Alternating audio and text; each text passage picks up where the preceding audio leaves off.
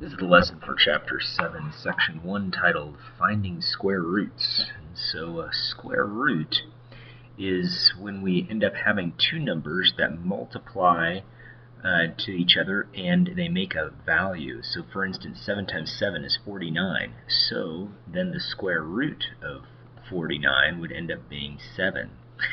Also, we have negative 7 times negative 7 makes 49 as well. So there are two numbers that could end up being an answer for the square root of 49. It could either be 7 or negative 7.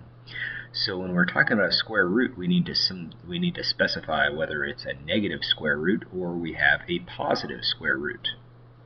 So if we have both square roots, then they use this little symbol right here. Well, because we have other types of roots, we actually call this symbol right here a radical sign. And the radical sign actually only goes as far as this, and then we have a vinculum that goes on top, and that vinculum just extends over the parts that we are taking the root of. And so a square root, we're looking for two numbers that multiply to make it. But later on we'll see that we have more roots that we could end up taking. This is a cubic root.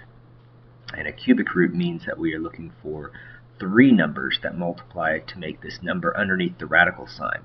And that number also has a term, and it's called a radicand. And so the radicand is that number underneath the radical sign. So for instance, 27 is the radicand here.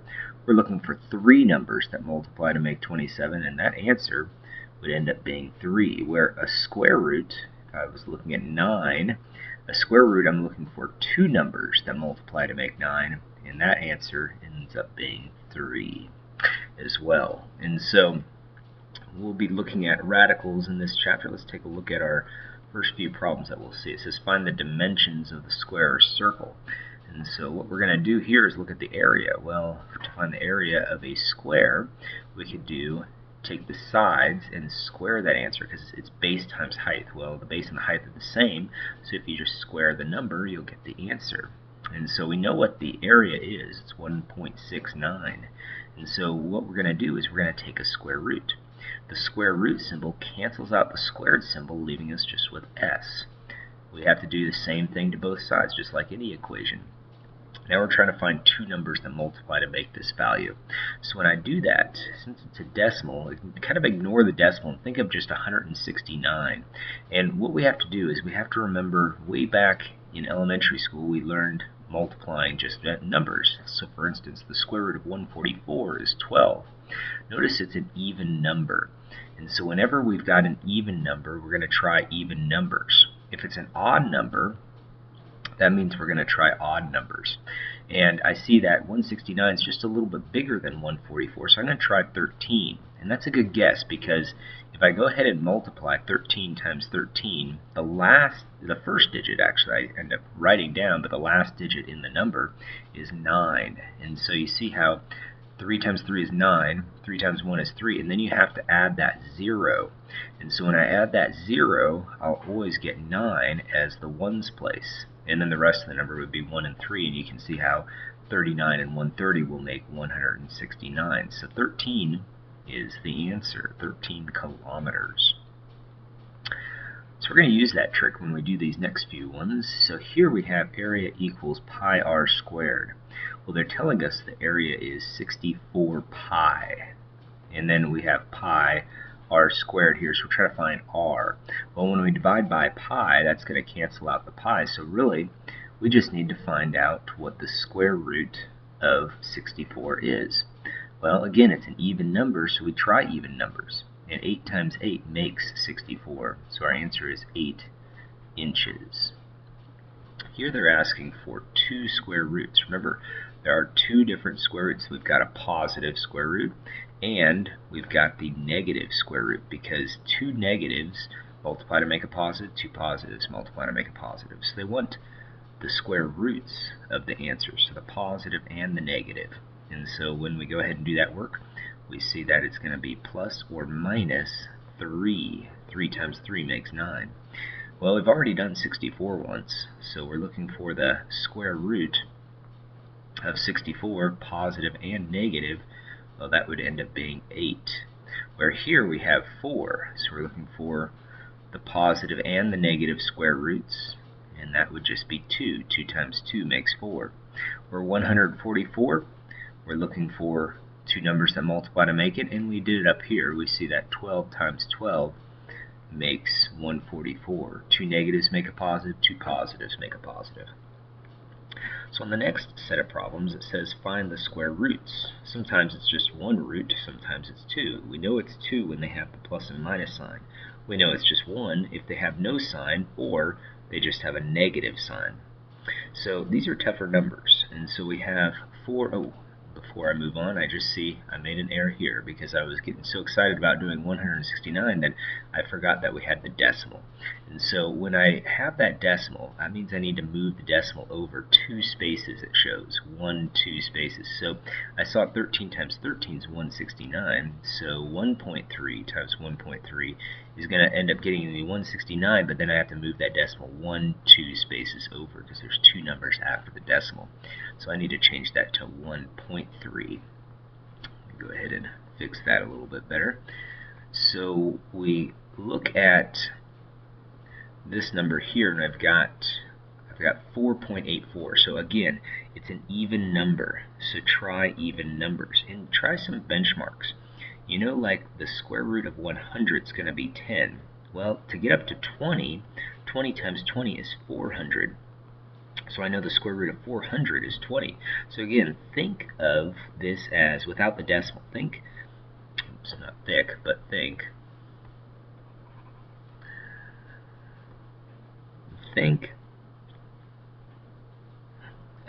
of this as 484. So you're thinking of the square root of 484. I know it's going to end up being bigger than 20, and it's an even number, but it's not much bigger than 20. So a good guess would be 22, and that's a really good guess because if you look at the ones place, 2 times 2 is 4. You can see, again, I'll show you once more, that when I get to whatever the ones place is for the first digit that I'm multiplying is going to be the ones place for the number, for the product, because when you move over to the tens place, you have to put a placeholder in that ones place. And so from there you end up getting your answer of 484. And so look at what the ones place gives you. 2 times 2 is 4. That matches. It's an even number, so try that number. So 22 would be the number, but I need to move that decimal 2 spaces over, so I need the decimal between the two 2s, so 2 and 2/10, positive and negative. So same thing with this one. Here we have a 9. So I'm looking for an odd number, and I need that number to end in 9. So when I go ahead and think about it, you see, if I ended up doing a, say, 7 times 7, you see how that ends in 9 there, 49. So 7's a good guess. And so what we need to do is try something a little bit bigger, though, because we know 729 is going to end up being, much bigger than 49, obviously. So what you do is you take your benchmarks that we ended up coming up with, like 100 is 2 numbers that multiply to 100 is 10. 2 numbers that make 400 be 20 times 20. Well, let's go up to 30. Let's find the square root of 30, or square root that makes 30, and that would be 900. So you can see how 900 is a little bit bigger than 729. Again, we're thinking of 729 right now. We'll get the decimal point in there in a little bit, and so we're going to think 729. So I need a number that's a little smaller than 30, but it possibly ends in a 7. So let's try 27. And so if we try 27, 27 times 27 is 49. So you see how we're getting that 9 there. That makes 14 and 4 make 18. Carry a 0 and then double these numbers. 14 and carry a 1 makes 5. And we'll add this together, and we end up getting 729. So you see how we need the decimal point 1 space over, because 2.7 times 2.7 will move the decimal 2 spaces. So that would be our answer there, 2.7. Well, when we have the radical like this, this is the same thing as the square root of 1 and the square root of 961.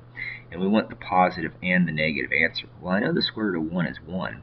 Now I got this 961 again. Now, look up here. 961 is just a little bit bigger than 900. 30 times 30 is 900. The This one ends in a 1, so try 31 times 31. See, 1 times 1 makes 1. This one ends in a 1. And if I go ahead and carry it out, I end up getting 961.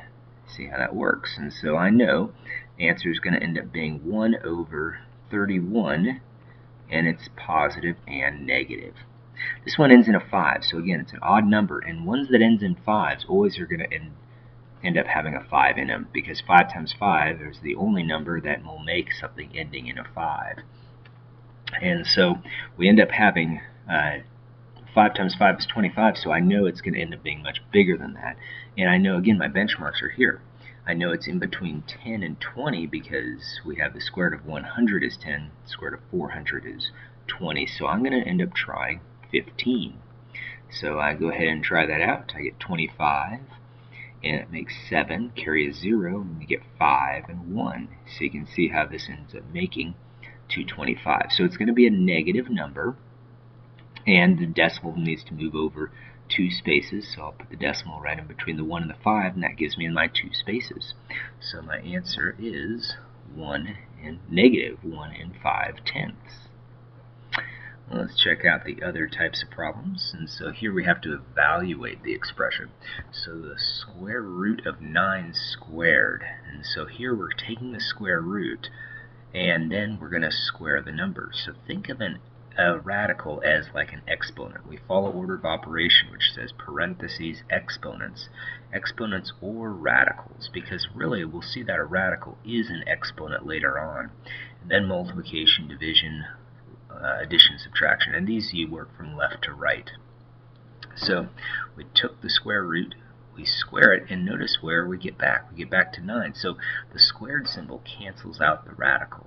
And that's just kind of what they want you to practice or see as you investigate these problems here when you have that situation. So here we are multiplying 8 times by the radical of 841. Now 841, look at that number, 900 is 30. 841 is smaller than that value. So I know it's going to be smaller than 30, and it needs to end at a 1. So some good guesses. Well, we know that again, 400 ends up giving us 20, so I know it's in between those two numbers. Now, since it's much closer to the 900, I'm going to try 29 and 29. I know it's an odd number. You see, 9 times 9 makes 81. And so if I go ahead and do that work, that makes 18 and 8 give me 126, and then I end up having the 0 here. That makes 18, and that makes 5. And I go ahead and add that together. I get 1, 4, carry a 1, and that gives me 8. So that did end up working out. So I know it's going to be 2.9 times by 8, and then add the 1 and 8/10. So when I go ahead and multiply 8 times 9, I get 72, carry a 7, and 8 and 2 make 16, and then plus the 7 gives me 23. So that decimal point is going to move 1 space over in this case, because only one number after the decimal, and then I still have to add the 1 and 8/10. So when I do that, I get a full 1 there, so I end up having a 0 as my 10th place, and that's 1, 1 is 2, plus 3 is 5, and I have the 2's. 25 is that number. Here we have to take, I can't do the square root of 80, but I can divide 5 into 80. So a rule is that underneath the radical sign, yeah, we do radicals first, but if everything's underneath the radical sign, it's like in a grouping symbol, so we can do that division. 5 into 80, and we end up getting 16. And that's a perfect square. So we can go ahead and take that square root, and we get 4 minus 5, and then we have to do that work inside the parentheses. So 2 times negative 1 makes negative 2 in this case. Well, here we have the area of a sail is 40.5 square feet. And so the area equals 40.5 square feet. The base and the height of the sail are equal. What is the height of the sail? Okay, so typically the formula for a triangle, that's what we see right here, is going to be 1/2 base times height, but I see that the base and the height are the same, so I can rewrite this as base squared. And so I'm going to write this as 1/2 times by v squared. Well, I can get rid of this 1/2 by multiplying by 2. That's what they want us to do in this case here. So if I double 40.5, that gives me 81. And from there, I can take the square root, and I find out that 9 equals the base. So what is the height of the sail? Well, the height equals the base, which ends up being 9, and these are in feet. 9 feet. So same sort of problem here. Kinetic energy in joules of a falling apple is represented by this equation, where v is the speed of the apple in meters per second. Okay, so this is going to be our units here that we come up with. How fast is the apple traveling if the energy, when the kinetic energy is 32 joules? Okay, so 32, notice how it says K is in joules right here, so we need to stick the 32, substitute it right in place of that K. So we're going to write 32 equals v squared over 2. So I go ahead and multiply by 2 to get rid of that fraction bar, and that leaves me with 64 equals v squared. Now taking the square root, it's going to give me 8. So velocity is 8, but you got to write those units in there. See, it says v is the speed of the apple in meters per second. So we could say the speed of the apple is, and then we could say 8 meters per second. So there we have it. So those are the types of problems you'll see on tonight's assignment. Good luck.